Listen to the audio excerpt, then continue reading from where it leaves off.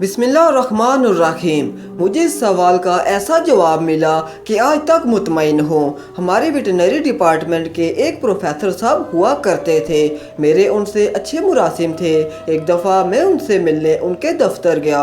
वो मुझसे कहने लगे, एक मज़े का किस्सा सुनाऊँ तुम्हें? तो मैंने कहा, जी सर, ज़रूर सुनाइए। तो उन्होंने कहा कि पिछले हफ्ते की बात है, मैं अपने दफ्तर में बैठा था कि अचानक मुझे पैगाम मिला कि अमेरिका की सफ़ीर आपसे मिलना चाहती हैं। उनके कुत्ते को कुछ प्रॉब्लम है, उसका इलाज कर दीजिए। कुछ ही देर बाद वो खातून सफ़ीर अपने आला नस्ल के कुत्ते और अपने ज़रूरी अमले के साथ आन पहुंची।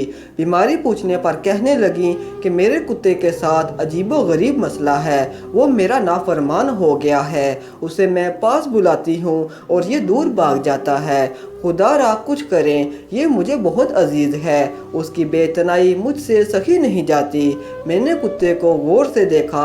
10 मिनट जायज़ा लेने के बाद मैंने कहा, मैम, ये कुत्ता एक रात के लिए मेरे पास छोड़ दें, मैं इसका मुआयना करके हल ढूंढता हूँ। सफ़ीर मोहतरमा ने बड़ी बेदिली से उसे छोड़ जाने पर हामी भर ली।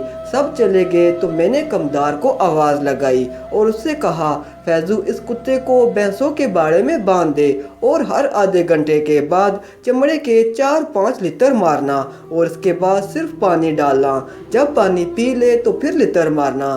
कमदार जट आदमी था। सारी रात कुत्ते के साथ लितर ट्रीटमेंट करता रहा। सुबह को वो खातून सफ़ीर पूरा अमला लिए मेरे ऑफिस में आदम की। मैंने कमदार से कुत्ता लाने को कहा। वो कुत्ता ले आया।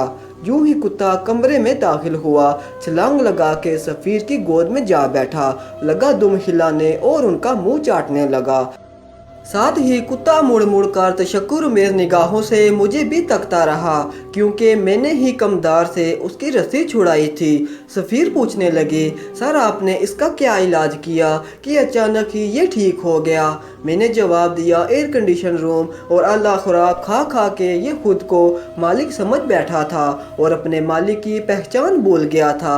बस इसका यही खुनास उतारने के लिए इसको कुछ साइकोलॉजिकल और फिज़िकल ट्रीटमेंट की ज़रूरत थी, वो दे दी। ज़रा सोचें, ये तो एक कहानी थी, लेकिन अगर हकीकत में देखा जाए तो हमारा भी यही हाल है। हम अल्लाह पाक की बेशुमार नेमतें खाते हैं, लेकिन अल्लाह पाक का शुक्र अदा नहीं करते। हम यही समझते हैं कि ये सब कुछ हमने खुद ही हासिल किया है और हम ही इसके मालिक हैं। लेकिन जब हमें भी साइकोलॉजिकल और फिज़िकल ट्रीटमेंट मिलता है तो फिर हम अल्लाह पाक से रजू करते हैं कि अल्लाह पाक, तू ही कुल जहां का मालिक है और तमाम नेमतें तेरी ही अता करदा हैं। तू हमें माफ़ फरमा और हमारी गलतियों को बख्श दे।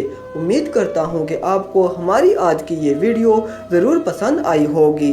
अगर वीडियो अच्छी लगे तो चैनल को सब्सक्राइब लाजमी करें और साथ लगी घंटी को दबा दें, ताकि आपको हमारी हर नई आने वाली वीडियो का नोटिफिकेशन मिल जाए और कमेंट सेक्शन में हमारी हौसला अफजाई करें। शुक्रिया।